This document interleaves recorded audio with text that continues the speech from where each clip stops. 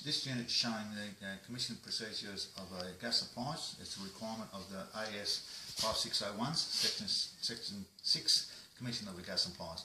The first thing you must do is wear appropriate protective clothing, footwear and eyewear. Other things that are required for this procedure are the tools in front of us, neon tester, screwdrivers, shifters, bonding straps, soap and water and manometer. The next step is to check your neon test to see if it's working. The best way to do that is to actually insert it in a known light first, and holding it in your finger, push it in there and the light will illuminate. After the appliance that you're going to commission, make sure there's no static electricity touching the casing, any pipe work, and making sure there's no static electricity. It's important that you hold your finger on there to engage it. If not, the test will not be done properly. The next procedure we need to do is the purging of the appliance, and what this is doing is getting rid of all air and any other foreign matters that may be in the pipework when installation has been done. And the way we do that is to turn the gas off. The first thing we must do is put the the bonding straps on your appliance. You could possibly break in the lines. We need to keep the current going through.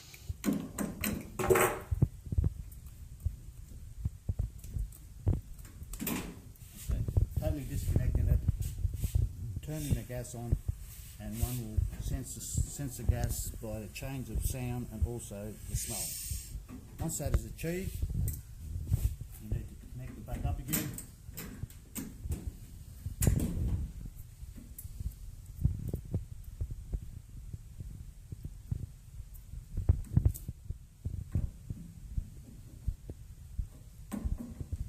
Once this is done, the bonding straps can be removed.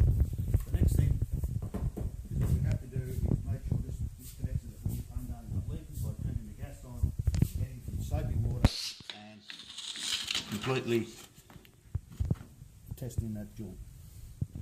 We need to know what the test point pressure is on this appliance, and the best way to see that is on the appliance plate of the unit, and here we are. The test point pressure is 1 kPa. The next step we need to do is actually set the burner pressure on the appliance, and the way we do that is to locate the test point on this appliance, and here it is just here. So we loosen this off, take the screw out and then connect the hose. At this point the water level in the manometer is level, okay? So now we need to actually light the appliance, so we turn that onto pilot, push that down, and what that's doing is allowing gas to go through the pilot light tube onto the pilot, and then with the piezo ignition, ignite the gas. We hold this knob down for approximately 15 to 20 seconds to allow the thermocouple lead to energise, which holds the gas valve open. Should the gas supply be interrupted for any reason, the electromagnet loses its current, and then the disc will drop down, shutting off the appliance. After we establish the pilot, we need to turn the appliance onto on, and you'll observe the water level change in the manometer. Knowing that the water level manometer needs to be 1 kPa, that means it needs to be 500 up and 500 down, which allows to be 1 kPa. So this is not quite right, so here we need to locate the burner adjustment screw, which is up here, and by putting the screwdriver in, it allows you to adjust the burner pressure. Once the burner pressure is correct, you can put the screw back in, turn this onto pilot, okay, and then remove the hose, put the test point screw back in,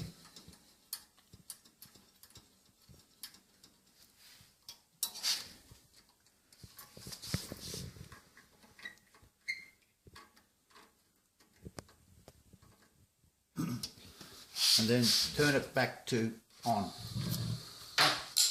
Once this is on, you need to get some soapy water and test that test point.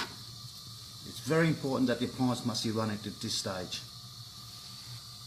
Once this is done, what you need to do is have a look at the flame of the burner. See if it's have a nice clean flame with no yellow tips. Some appliances have air rating adjustments. This one here doesn't. It's more than the modern type one.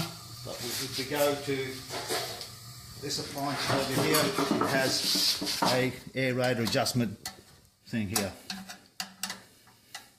Or a pilot adjustment screw, which is there, which adjusts the flow of the screw. This is not normally seen on modern appliances today. Okay, in this appliance here, this has a rolling tube thermostat. Also, we have, like I explained before, the thermocouple lead there, which works as a safety device. Should the gas be turned off, and it will turn off the gas if it's interrupted. Also here we have a pressure relief valve, okay, that allows the pressure to come off excess pressure.